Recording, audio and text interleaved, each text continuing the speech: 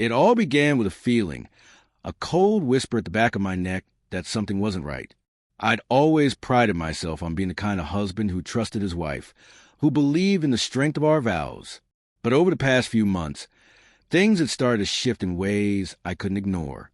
Lydia, my wife of 10 years, had grown distant. She was always glued to her phone, laughing at texts she wouldn't share, working late more often than usual, and suddenly paying attention to her appearance in ways she hadn't before.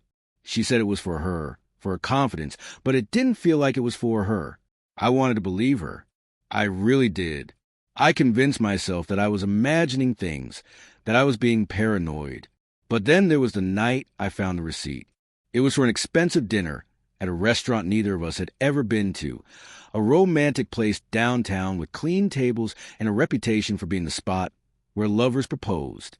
The receipt had been crumpled up in her purse, buried beneath an old lip balm and a half-eaten granola bar. When I asked her about it, she stammered something about a work meeting, her eyes darting to the floor like a guilty child caught in a lie. Work meeting, right? I didn't press her that night. I could have exploded, demanded answers. But something inside me told me to wait, to gather my proof. If I confronted her too soon, she'd deny everything and I'd be left feeling like a fool. So I did what any rational man would do in my shoes.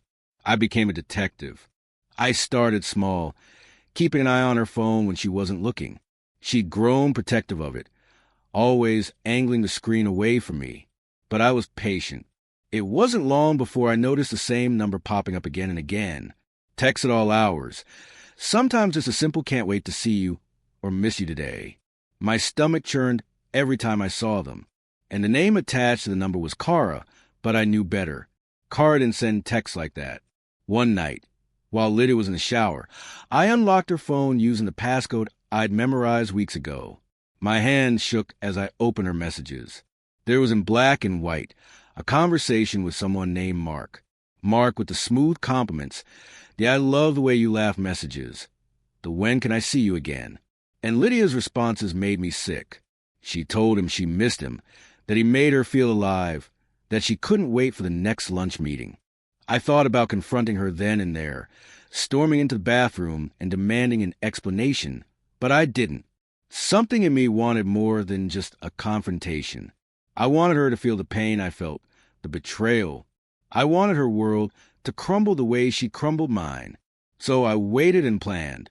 The opportunity came sooner than I expected. Lydia had been working on a big project at her marketing firm, something she'd been bragging about for weeks. It involved a new client, some startup that was eager to make a splash in the industry.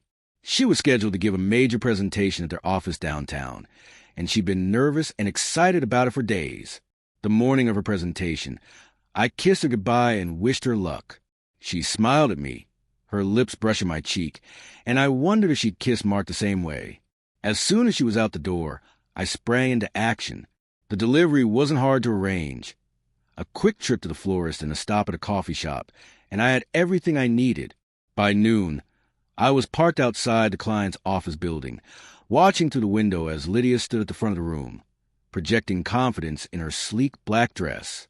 The perfect professional, the devoted wife. My jaw clenched. I thought about the lies she told me to get here. When the delivery driver arrived, I handed him the package and the address. "Make sure it goes directly to Lydia Thompson," I said. "She's expecting it." She wasn't. Not even close. I watched from my car as the driver entered the building, the box in hand. 10 minutes later, chaos erupted. Through the glass, I saw Lydia freeze mid-sentence as the box was handed to her. She opened it with a polite smile, probably expecting flowers or some other congratulatory gesture. What she found instead were printed screenshots of her text messages with Marc, along with a handwritten note. "You're not as clever as you think you are." The room went silent. Her face turned ashen, her hands trembling as she flipped through the pages. The client team, all men in suits, looked at each other in confusion, and then at Lydia. I couldn't hear the words being exchanged, but I could see the panic in her eyes as she tried to explain, tried to salvage the presentation. It didn't work. And then there was Marc. I'd done my homework on him, too. He was her coworker, a smooth-talking account manager with a wife and 2 kids of his own.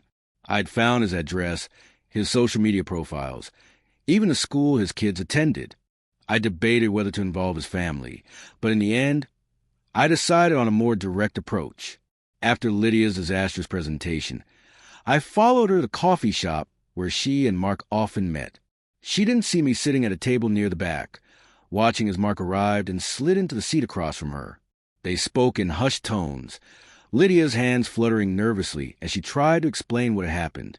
Marc's face darkened as he realized the implications. That was when I made my move. "Marc, isn't it?" I said, standing over their table. His head snapped up, his expression shifting from confusion to recognition to fear in the span of a heartbeat. Lydia's face went pale, her mouth opening and closing like a fish out of water. "Who the hell are you?" Marc demanded, though his voice lacked the confidence of someone who truly wanted an answer. I dropped a stack of photos onto the table. Pictures of him and Lydia entering hotels, leaving bars, laughing together in his car. "I'm the husband," I said. "The one you've been lying to. The one you've been screwing over while you played house with my wife." The color drained from Marc's face. Lydia reached for my arm, tears streaming down her cheeks. "David, please, let's talk about this at home." "We'll talk about it," I said, shaking her off. "But first, I think Marc here needs to explain himself. See, I've already sent copies of these photos to his wife and to HR at your company. I figured they'd appreciate knowing what kind of people they're employing." "You can't do that," Marc stammered. "You'll ruin me." "You ruined yourself," I shot back. "You both did. Did you think there wouldn't be consequences? That you could just waltz through life wrecking other people's homes and no one would notice?" Lydia broke down completely, sobbing into her hands as Marc sat there frozen. I turned to leave, but not before delivering the final blow. "Oh, and Lydia," I said, glancing back over my shoulder, "don't bother coming home. The locks are changed. Your things are in storage, and I've already contacted a lawyer. Good luck explaining this to your parents." Her sobs followed me out the door, but I didn't look back, and for the first time in months, I felt free.